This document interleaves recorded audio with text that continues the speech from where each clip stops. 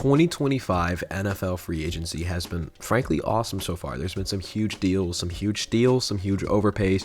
There's been a lot of crazy trades that have gone on throughout free agency so far in the year 2025. Well, today at the Gabe Sayers Believer, we are going to be looking at some of the worst contracts that have been signed so far throughout this 2025 free agency. Now, I am a Redskins fan, a Commanders fan, however you want to say it. And I will be unbiased towards, some of the moves the Commanders have made this offseason. But I will say I do like the Commanders offseason so far. I like the trades that we made. I like Jonathan Jones as a number 2 corner on a 1-year deal. I like a lot of the 1-year deal guys we brought in. But ladies and gentlemen, let's jump right into the video of 2025 NFL free agent bad contracts. Now, I did promise that I would not be biased right now. So first on our list is Javon Kinlaw, born October 3rd, 1997 in Trinidad and Tobago. He is a defensive tackle right now for the Commanders, who just signed here in the 2025 offseason. And he, after moving to the United States, he faced homelessness actually in Washington, D.C., but would later attend Goose Creek High School in South Carolina. Would go to college at Jones County Junior College before transferring to the University of South Carolina, where he earned first-team All-SEC and All-American honors in 2019. Selected 14th overall by the 49ers in the 2020 draft, Kinlaw's rookie season showed some promise with some sacks and an interception, but knee injuries severely limited his play in subsequent seasons. And by 2023, he was released by the 49ers and would sign a 1-year deal with the Jets, where he actually had an okay little season right there. In 2025, the Commanders would now sign Kinlaw to a 3-year, $45 million contract, with $30 million of those dollars guaranteed. And, this move has been met with some skepticism, as some analysts view the contract as an overpay, especially considering Kinlaw's inconsistency and injury history. But, listen, I do see the upside with this move right here. Obviously, he is still a young enough player at only 27 years old. I don't think we've seen the best of him yet, because I don't think he's been able to be consistent yet. And who knows him better than the man who also is probably part of the reason he got drafted, Adam Peters. So looking at PFF, Javon Kinlaw is a slightly below average graded defensive tackle, but it really comes from his run defense grade, where he actually just did not do great in the run defense grading last season for the Jets. But I also think that was really a lot of a scheme issue that with the Jets, because I never liked that defense a lot to begin with, but beyond that fact, he was being asked to do a lot of things that he's not primarily skilled in. But something he is skilled in is his pass rushing. Obviously, he got a couple nice sacks last season, and he actually had a nice above average pass rushing grade. And honestly, the Commanders right now really do need some pass rushing. I think the 3 defensive tackle rotation of Deron Payne, Johnny Newton, and Javon Kinlaw is actually a pretty solid group right there. I think that's definitely going to be able to get after the quarterback. And it's obvious that we're looking for our ends, obviously, to get after the quarterback, but to be able to do a little bit more of run stopping, because we got rid of Dante Fowler, and he was just not a great run stopper. But someone like Dietrich Wise is a strong run stopping end, and Jacob Martin is also a strong run stopping outside linebacker. Mixing that with Dorrance Armstrong, who's solid, and Clelin Ferrell, who we brought back, who's a strong run stopper. We're trying to mix up this defense for a budget. Now, I do agree that Javon Kinlaw is definitely an overpay, but the way his contract is structured, it's actually more of a 2-year deal with a pretty big out in the 3rd year. So Javon Kinlaw, I really do hope he works out for the Commanders, but he is first on this list of overpays from the 2025 offseason. Now, I promise not to talk this much about each player, but I'm a Commanders fan, so you'll have to cut me a little slack with this one. But we're going to move on to Dan Moore now, who was born September 28th, 1998 in Texas, and he is an offensive tackle with the Titans. He attended Westbrook High School before playing college at Texas A&M, where he actually participated in 44 games with 37 starts. The Steelers would snag Mr. Moore in the 4th round of the 2021 NFL Draft, and during his tenure with the Steelers, he actually started 66 games at left tackle and became the first Steelers rookie to start at left tackle since the 1970 AFL-NFL merger. In 2024, he started all 17 games at left tackle and contributed to a decent offensive line performance. In March of 2025, though, Dan Moore would sign a 4-year, $82 million deal with the Titans, which included $50 million guaranteed. And this deal positions him among the top 10 highest paid tackles in the NFL. However, some analysts are looking at this as a definitely big of an overpay, citing Moore's performance metrics, and in 2024 he earned a PFF grade of just 67.2, and just seemed very replaceable during that time in the Steelers. But let's take a little bit of a deeper look at Dan Moore. He is, I think, a slightly above average tackle. I don't think he's great. Now, obviously, you have to think about who Dan Moore has been having to face for 8 games of his season. Now, obviously, A lot of teams have a lot of amazing edge rushers, but Dan Moore having to go up against the guys like Myles Garrett, Trey Hendrickson is going to be just frankly difficult, especially for so many games. Obviously, the Ravens have some strong pass rushers as well. And, I'm not saying it's 100% Dan Moore's fault, but I still think that he is a consistent player, but he does allow a lot of sacks, unfortunately. When he does make a mistake, those mistakes are very big. And I definitely would not have been giving him a contract that's going to pay him more than $20 million every year. Even though he is 26 years old, he is still young, has a lot of chance to grow. I do think that this is certainly a very risky contract for the Titans, but say Dan Moore really does develop, I think he's already a slightly above average tackle. I think, his pass blocking is one of his stronger points, even though he has given up a decent amount of sacks. I do think overall, though, his consistency as a pass blocker is solid, but his below average run blocking definitely concerns me a bit, and definitely concerns me on this Titans team that doesn't really have a direct answer at quarterback right now. Obviously, they're probably going to go grab Cam Ward, but you're going to want to be able to run the ball with Tony Pollard and Tajay Spears because you want to relieve a lot of that stress off your rookie quarterback or off of Will Levis, if that's still the answer. But that is Dan Moore, our biggest tackle overpay in the 2025 free agency, in my opinion. Now, next on our list is Brandon Stephens. And Brandon Stephens was born December 29th, 1997 in also Texas and is a corner for the New York Jets. He would begin his collegiate career at UCLA as a running back before transferring to Southern Methodist University, where he actually became a corner. And at SMU, he showcased really good defensive skills, leading the team with 12 pass breakups in his first season. By the time of the 2021 NFL Draft, the Ravens would snag Stephens in the third round, 104th overall. And over 4 seasons with the Ravens, he would play in 65, started in 48, and recorded over 250 tackles, 31 pass deflections, and 2 picks. Definitely versatile and a semi-consistent performer, and it made him a decent asset in the Ravens secondary.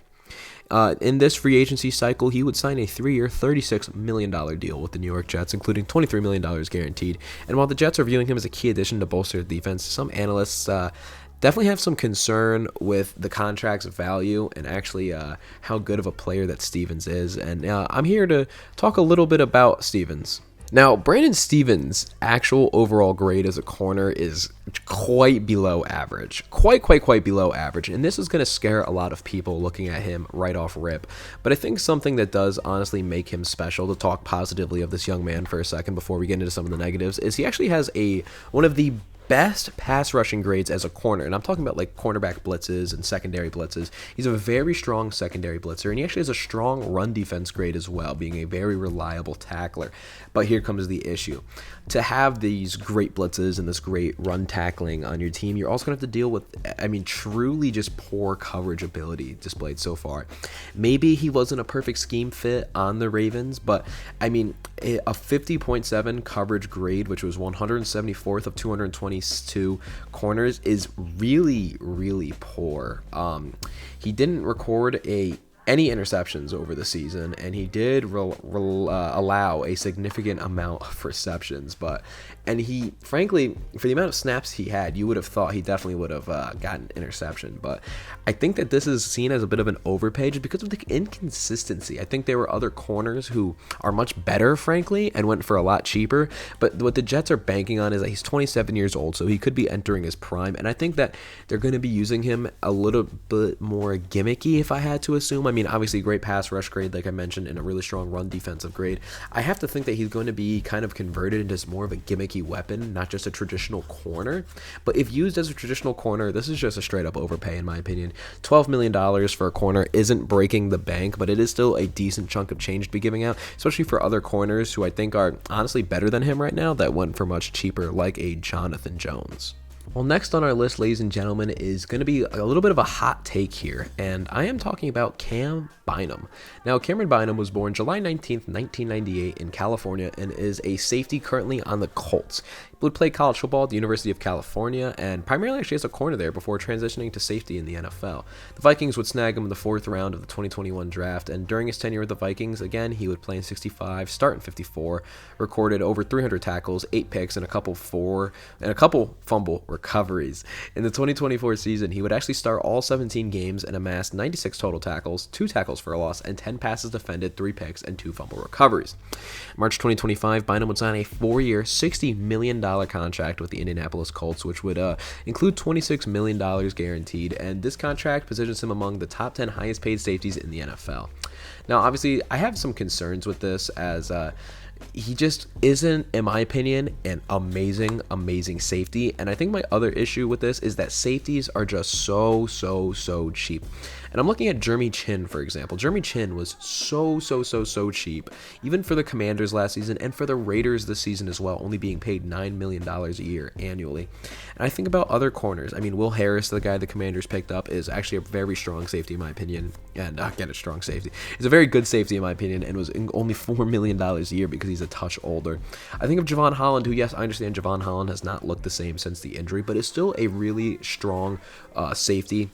You know, getting paid less money than this. The money scares me with Cam Bynum, in my opinion. I do think that Cam Bynum is a good safety, but what scares me with safeties is it's kind of a modern thing. A lot of safeties aren't fantastic in pass coverage, and we kind of see that with Cam Bynum, and that is definitely a bit concerning to me. Overall, he is seen as a slightly above average safety, but you don't want to pay top 10 safety numbers for a slightly above average safety. He doesn't have any sort of like blitzing capabilities, but he is a strong run defender, which is nice to see. And it's definitely nice for your safety spot, but for him to be your lead star safety, I really think that you need a coverage guy back there, but that's just my opinion. I do think it's a bit of an overpay. I think there are better safeties on the market for that kind of money. But I also understand that the Colts are a little thin at the safety position, so they're really just trying to get their guy. And if they think that he's the guy that's going to fit their scheme, well, then so be it. But in my opinion, right now, this is a little bit of an overpay. I don't think his coverage skills kind of match up very well, but he is a solid run defender, to say the least. Ladies and gentlemen, I'm just banging out these lengthy uploads for you guys. You guys can't say I don't love you, but we got to get a move on this thing. Next, we're going to be talking about Terrell Bernard. And Terrell Bernard was born May 7th, 1999 in Texas and is a linebacker currently for the Buffalo Bills. He would attend La Porte High School before committing to Baylor University, where he was redshirted his freshman year. At Baylor, Bernard would develop into a standout defensive player, earning first-team All Big 12 honors in 2021 and being named the 2022 Sugar Bowl MVP after recording 20 tackles and 2 sacks in a game. Bernard would go in the 3rd round, 89th overall, the 2022 draft, and over his first 3 seasons, he would play in 50 games, starting 35, and amass 270 tackles, 7.5 sacks, and 4 fumble recoveries with 5 picks. His leadership qualities were recognized in 2024 when he was actually named a team captain. And in March of 2025, Bernard would agree to a 4-year contract extension worth more than $42 million. The rumor right now is I think it was 4 years, $60 million that I saw online. And I think there's a little bit of an overpay. Now, obviously, he is a valuable defensive asset, but I think that financial kind of exceeds his on-field production in my opinion. Last season, he would amass a sack, a forced fumble, 72 tackles, and I definitely think he is a good linebacker, but honestly, his grade is not great. I actually don't think he's that bad. I don't think the grade speaks the full volume to Terrell Bernard, but his grade is frankly terrible. An overall grade of 47.6, ranking 165th out of 189 for linebackers, making over $10 million a year, is very scary to me because obviously stats aren't everything, but that is a very glaring stat. And I think it comes from 2 major things. I think he is a solid run defender, a tiny bit of an above average run defender, I will say. But what terrifies me is I think he's a terrible coverage linebacker. Yes, he gets a couple big picks, but he also gets burnt unkilled a lot. And I think he's also a below average pass rusher. I mean, those are 2. You need to have one of those, in my opinion, if you're going to be a successful linebacker in the NFL. And he really, in my opinion, does not have either of those abilities. His coverage grade is horrendous, 36.8, and his pass rushing grade is just frankly below average and just weak. And that's not what you want paying a defensive guy more than $10 million. Now, obviously, he's probably a great leader and probably a great locker room guy, but paying a guy that much money when you need to be stacking pieces to make yourself a Super Bowl contender, that to me is just not the right move, and I definitely think that is a bit of an overpay. Finally, ladies and gentlemen, I was deciding between whatever wide receiver I wanted to cover on this list, and I'm going to go with Joshua Palmer. Now, Josh Palmer was born September 22nd, 1999 in Ontario, Canada, and is obviously a wide receiver playing for the Buffalo Bills now. He began his journey in Canada before relocating to Fort Lauderdale, Florida to attend St. Thomas High School, where he actually excelled at football. He would commit to the University of Tennessee, where he'd play from 2017 to 2020, accumulating 99 receptions for 1,500 yards and 7 touchdowns. In the NFL draft, the Chargers would select Palmer in the third round of the draft. And over 4 seasons with the Chargers, he got 182 catches, 2,300 yards, and 10 touchdowns. His most productive season came in 2022, where he actually had 72 catches, 770 yards, and 3 touchdowns. In 2024, Palmer would play in 15 games, starting 7 of those, and tallied roughly 39 catches for a little below 600 yards and 1 touchdown. In March of 2025, Palmer would end up signing a 3-year contract with the Bills, and it's looked to be worth about $36 million. Now there's been some rumors that the deal is only worth $29 million, but the incentives is what make it 36. But it's pretty likely he'll get at least $1 million in incentives. So we're just gonna call it a $10+ million a year contract. And I don't like this. I think this is a total overpay. And obviously receivers are something you see overpaid a lot. But my first and number one example is, Cooper Kupp's only making 15. I think you would much rather have Cooper Kupp on your team than Josh Palmer, in my opinion. I don't think Josh Palmer is at all a bad football player, but I think for some reason, I don't know what it is. It's these like 25, 26, 27-year-old receivers getting overpaid. Like I'm talking Dyami Brown making $10+ million a year on the Jags. Now I get it was only a 1-year prove-it deal, but as a Commanders fan, dude, I'm telling you, Dyami Brown is not worth that kind of money. I was really debating on who to use for this list because I was looking at Joshua Palmer and I was looking at other NFL free agent wide receivers who I definitely thought got a little bit more of a bag than what they had the market for. But the reason I ended up going with Josh Palmer is just because he's never had that great of production. I mean, signing a receiver for $10+ million a year who only got less than 40 catches last season and only a touchdown just doesn't impress me, especially when Josh Palmer was on the Chargers, who was in desperate need of a receiver. I mean, literally they had Ladd McConkey, they had Quentin Johnson, but then it should have been Josh Palmer. You know what I mean? That should have been the guy who was getting a lot of catches in the slot with Justin Herbert, who's a great quarterback. And frankly, he just didn't produce well. He's got decent grades as a receiver. He's not looked at as like a terrible receiver by any stretch. But I just think this is like honestly a total overpay for the receiver that they're getting. Most people thought that Khalil Shakir was an overpay for the Bills, but the more this contract goes, the more it looks like this was actually a really good contract for the Bills because Khalil Shakir is a dog and they're paying him the same amount of money that Cooper Kupp's getting paid right now. And honestly, I think Khalil Shakir is playing very good football right now. But him being close to the Shakir money just doesn't seem right to me, to be honest. I don't think this is just a good contract at all. I think it's just a little bit of a rough overpay, unfortunately. His stats, I get it, you can't be only stat guy, but nothing just jumps off the board with Josh Palmer to me. I don't see like huge things from Josh Palmer. I don't see him as this no team is going to be game playing against Josh Palmer. When you're paying him over $10 million a year, I think you'd like to see a little bit more of a threat out of him then, because that's just you're not really getting too great of a threat, in my opinion, with him. I definitely think that he is the most overpaid wide receiver of this entire class so far, because there's been steals like Nick Westbrook-Ikhine for 2 years, $6.5 million. I think that's a crazy steal. And obviously there have been more expensive receivers like Devontae Adams, but it's Devontae Adams. That's why he's going to make 2 years, $46 million. That makes sense. Someone like Mike Williams only going for $6 million. You know what I mean? I feel like there was definitely other options that they could have gone with besides Josh Palmer. He is a little younger. He has a chance to really develop into the system, into the scheme, and become something solid. But Hollywood Brown only went for $11 million. Dyami went for $10 million. I don't understand why he made all this money. Ashton Dillon's only going for $4.5 million a year. I just don't think this was really a fantastic move by the Bills at all. I understand why they did it. They're trying to get younger, but to me, this is just not a great fit. I think there are better receivers out there who are getting paid like an actual fraction of the cost so far, and I just don't see great things from Josh Palmer. It's probably one of the deals I genuinely hate the most receiver pay wise. I just think I really do think it is a egregious overpay, unfortunately.